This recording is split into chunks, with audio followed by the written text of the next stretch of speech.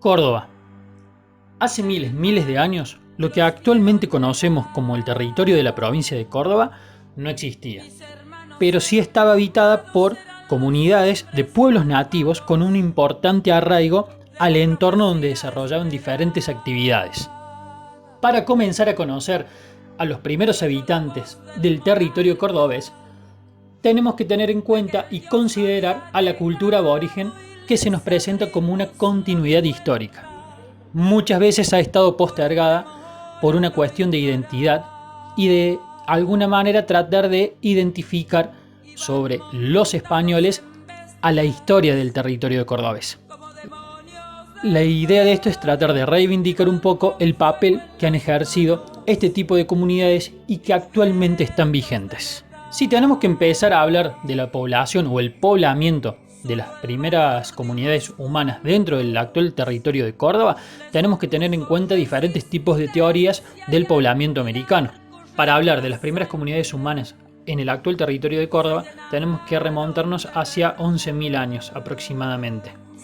Tenemos que tener en cuenta que las comunidades que habitaban aquí tenían un fuerte arraigo cultural, tenían un desarrollo, ¿sí?, y una organización.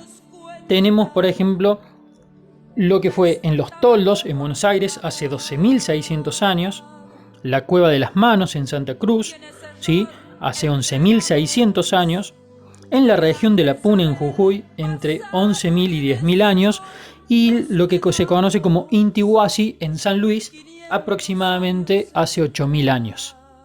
Datos que serán de vital importancia. Existieron diferentes sucesos, numerosos acontecimientos, que impactaron decidida y dramáticamente en el devenir de la población nativa. Todo indica que cuando llega el europeo se produce una ruptura muy abrupta de la cantidad de población.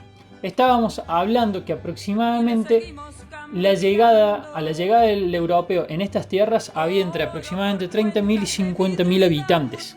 Pero los estragos causados por las enfermedades introducidas por los conquistadores, contra las cuales los aborígenes no eran inmunes, algunos combates con los expedicionarios, como los que sucedieron en Ongamira, el incremento de la mortalidad a causa de los trabajos forzados a los que fueron sometidos, el avance de los indios araucanos sobre los pueblos aborígenes del sur durante el siglo XVIII y los cruzamientos raciales son algunos de los principales sucesos relacionados con la historia. Obviamente de los productos de la caza obtenían, además del alimento, cueros, huesos y astas para la confección de una gran variedad de vestimenta, instrumentos como agujas, perforadores y retocadores de huesos o astas.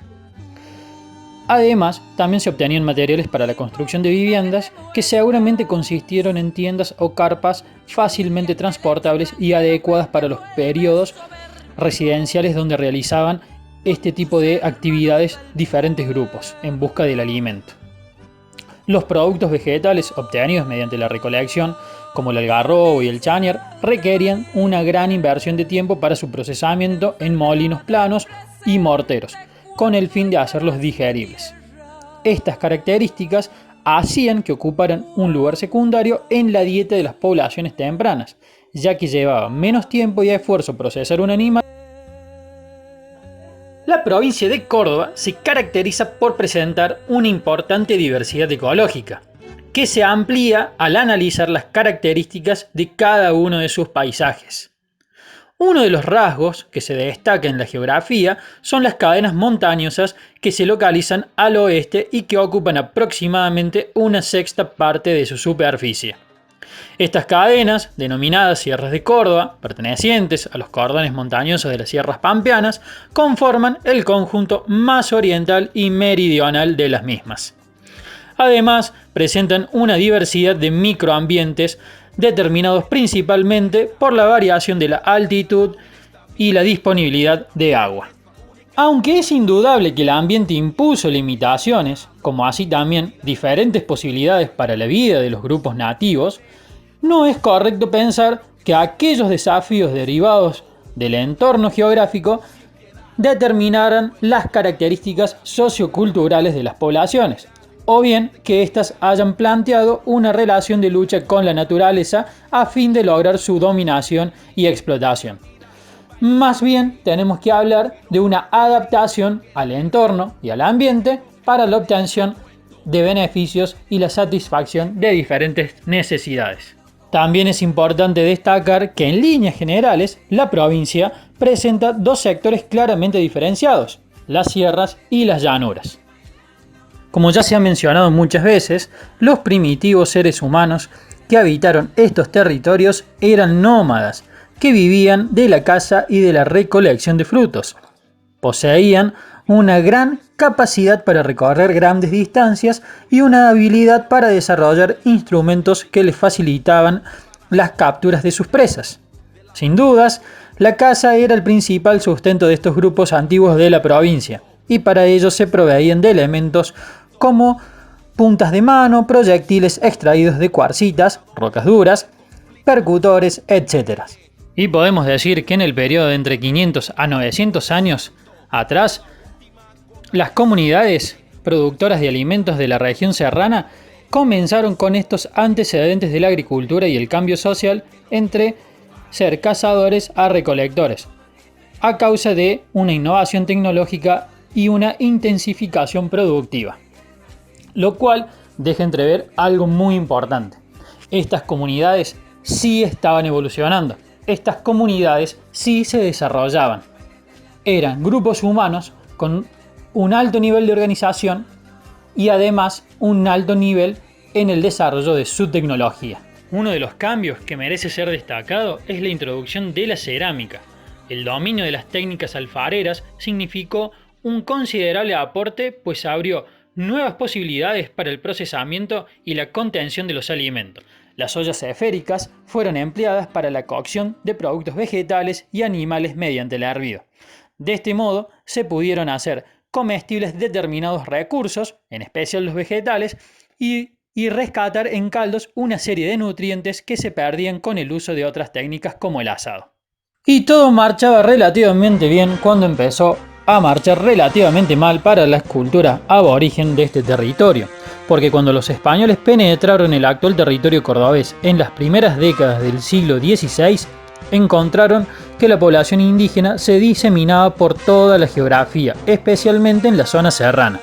Pueblos como los comechingones y los sanavirones por aquel entonces eran los pueblos de mayor envergadura, aunque generalmente se hallaban distribuidos en caseríos a la vera de los cauces de los ríos, sin formar grandes núcleos urbanos. En relación a los pueblos ligados a la región andina, este tipo de pueblos aborígenes de Córdoba tenían un menor desarrollo cultural, pero no implica que no haya sido importante. Y resulta que estos pueblos se desarrollaban tranquilamente y andaban por toda la región del norte de Córdoba, especialmente, hasta que llegaron los españoles tratando de conquistar todo lo que podían dentro del territorio.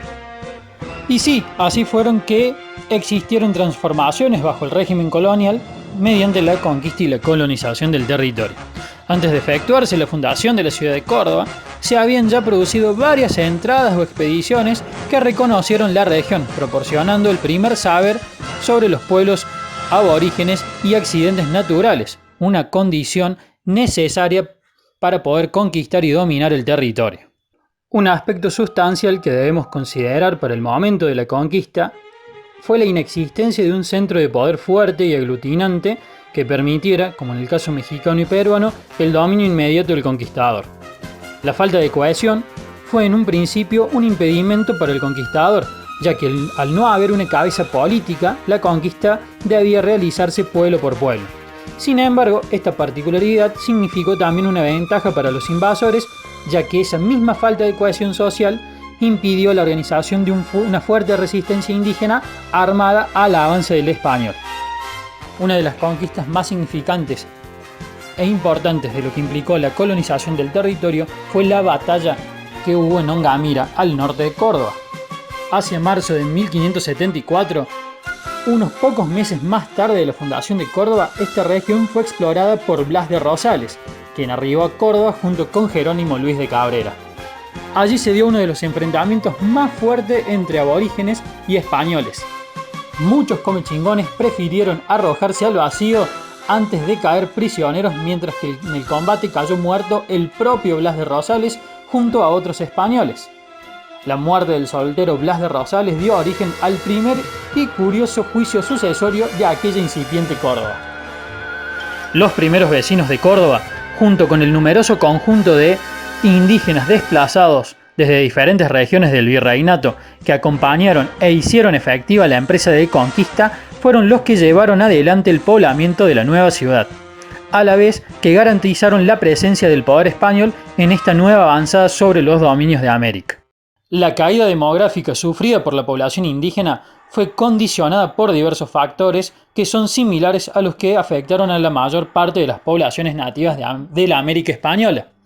Entre ellos se pueden mencionar las epidemias de las enfermedades introducidas por los europeos, que diezmaron grandes cantidades de población, la desarticulación producida por las unidades sociales, por efecto del sistema de encomiendas, y la ruptura de las prácticas económicas prehispánicas y sus estrategias de movilidad espacial.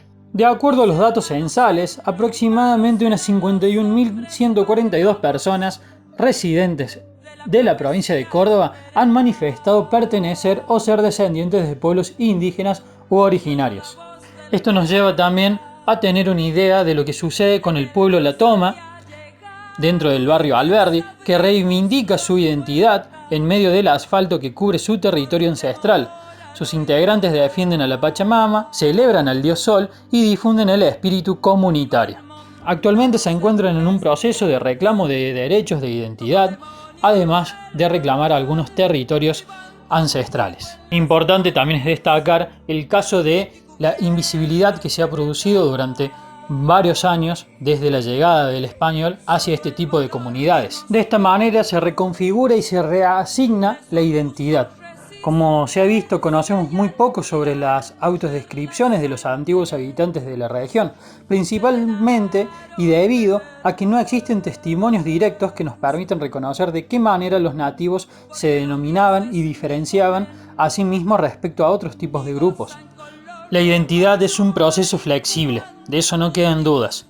De hecho, hoy por hoy, diferentes comunidades que se reconocen descendientes de nativos de la provincia configuran sus propias identidades individuales y sociales en continuidad con las poblaciones originarias históricas. Hasta aquí la presentación de lo que será el trabajo práctico para quinto año B, teniendo en cuenta diferentes aspectos que se han mencionado en este video y de los cuales deberán hacer uso y análisis e investigación ustedes a través de otros tipos de pueblos. Importante es destacar que los pueblos nativos de Córdoba poseen un gran desarrollo cultural. Su principal desafío será reconocer e identificar este tipo de herencia.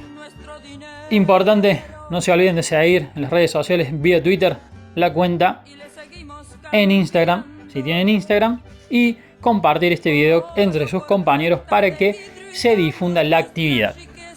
Muchísimas gracias.